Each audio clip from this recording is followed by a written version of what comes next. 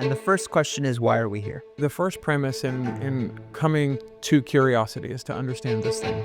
One great question can change everything. As you've taught me, most questions are assumptions in disguise. These 7 questions I'm about to, or we're about to have a conversation about, might not yet even be the best question, but it's a better question than we're currently asking. The 7 parts that makes up the word curious is this idea of, am I asking a better question all the time? And we need better questions, not simpler answers. This is not the gospel. It's not, come down from a mountaintop. It's my thoughts on the last 20 years of people leadership. These are the questions that I will use, but I will tell people all the time, help me find a better one than even this.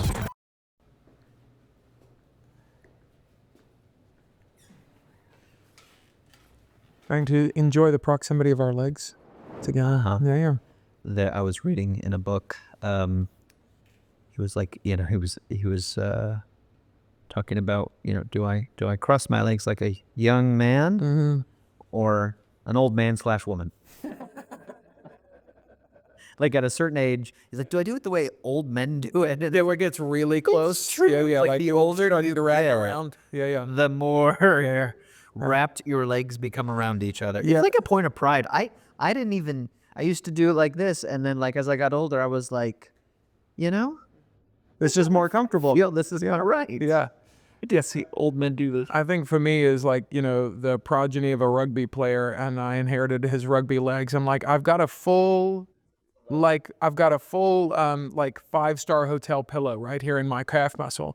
So I just get to rest it right there, and it's just so comfortable. A lot of calf. Yeah. This would be a big load to... Yeah, carry on. I feel like I would need to do yoga with my wife to get bendy enough to do that. I bet you try yoga with your wife. Okay. So I have A beautiful wallet. 9 questions for you. Okay. And One of my favorite things ever, questions. and the first question is, why are we here? Why are we here? Well, I think you and I are here because we've been friends for a long time. And years ago, I was going through a really hard place, kind of both professional and existential crisis.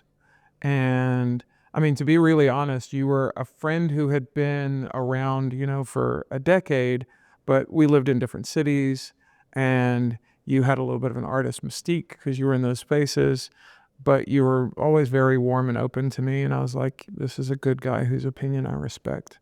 And so, that 4 or 5 years ago conversation has now led to you and I having some of my favorite conversations that I've ever had. And so when the idea came up, it was like, who's the other most curious person that I know who I have great conversations with? I wonder if we could have those conversations and then do the really intimate thing of taping them for other people. Yeah, super intimate. That's what Pam and Tommy Lee said. Is that?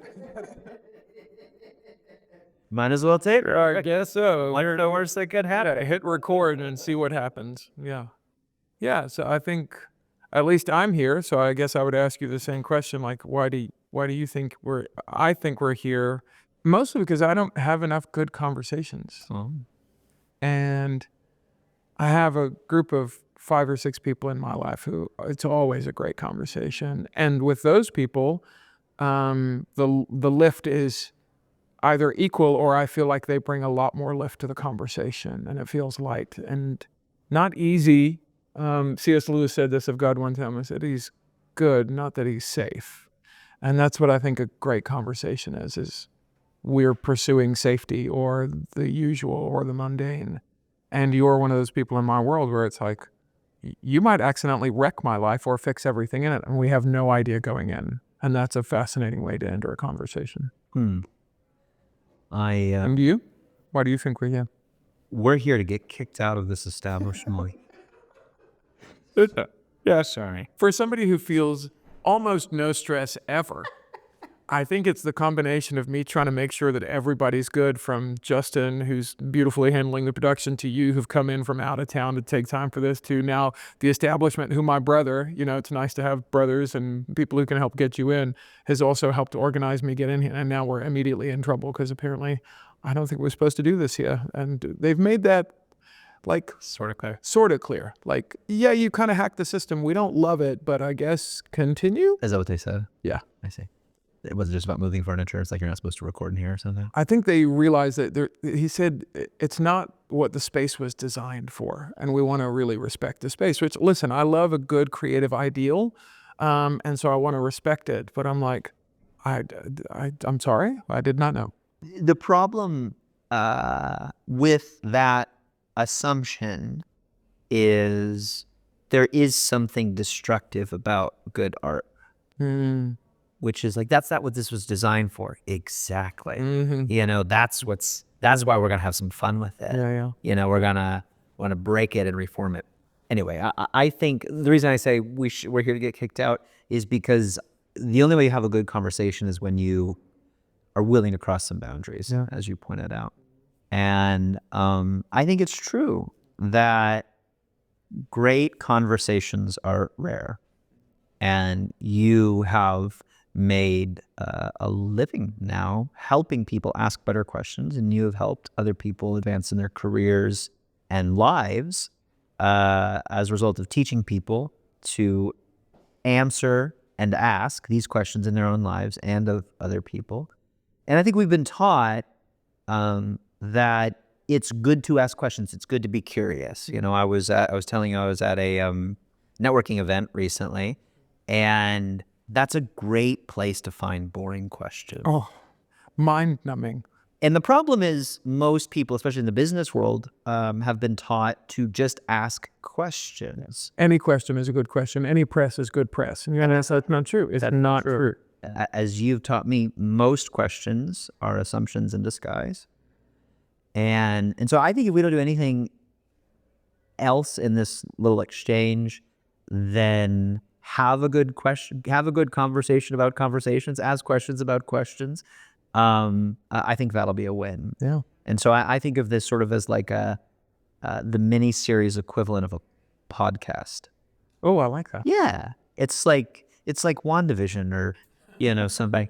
And the point is like, this will have an ending. And so I'm here because I think that your framework for asking better questions is something applicable to spheres broader than just business.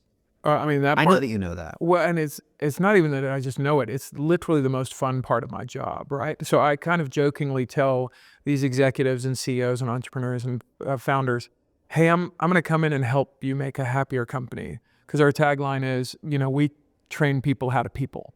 Right. But the unintended or unexpected consequence, very intentional on my part that you don't know yet, is I want to help make you a better human, more curious human. I want to help you be a more curious spouse and parent and son or daughter or friend or community. Just like I want to help you look at the world in this way.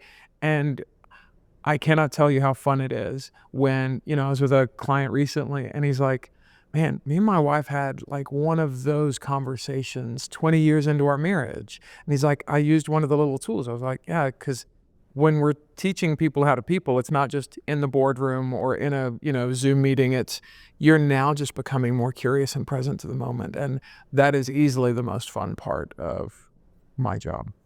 What is your job? When people like, yeah, you bump into somebody on a plane and they go, what do you do? I'm an executive coach. So I come in into a company and I help the executives lead better. So it's executive coaching and team development. And we do that either one-on-one in coaching with the executives. We do that with managers where we run cohorts for about 8 weeks. We teach them these 7 soft skills that we've created. And then we do like one-day retreats where we get the whole company together. And then most recently, we've got an online training program that we finished about 6 months ago. Yep. Mm-hmm. Well, I think we should jump in. What I want to do is kind of give a roadmap. Okay. And here's what I'm thinking. So we've got 7 questions that I've written down. I've asked you the prequel question, which was why are we here? Which is not one of the 7 questions. It's just wanted to start just with a good question. Existential question. Why are we here? And every question has a tool. It's got sort of a problem to solve, a thing like, here's the problem, and here the solution is not an answer, but a question to help you kind of work through. Yeah, because what we need, the first premise in coming to curiosity is to understand this thing. One great question can change everything. And we need better questions, not simpler answers. And so the framework of curious, the 7 parts that makes up the word curious, is this idea of, am I asking a better question all the time? And what I'm even saying is these 7 questions I'm about to, or we're about to have a conversation about over the course of this conversation might not yet even be the best question, but it's a better question than we're currently asking. This is not the gospel. It's not, come down from a mountaintop. It's my thoughts on the last 20 years of people leadership. These are the questions that I will use, but I will tell people all the time, help me find a better one than even this. Sure. Yeah. Yeah. So the questions that I have are, how can we get on the same page? What do you need? What do I need? Where are we in the process? What are the next steps? Does everything make sense? Does what I do matter? Those are the 7 questions. Yeah.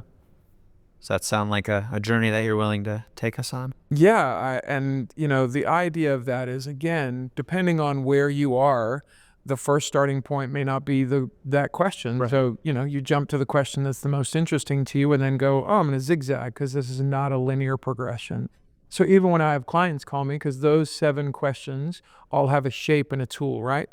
And my first and favorite question is to go, here are the 7 questions. Which one is most interesting to you right now? Yeah. So it's kind of like a choose your own adventure. You might jump into act 2 of the play and go, I didn't want to do act 1. It wasn't interesting. But then you might find yourself looping back later on to do that.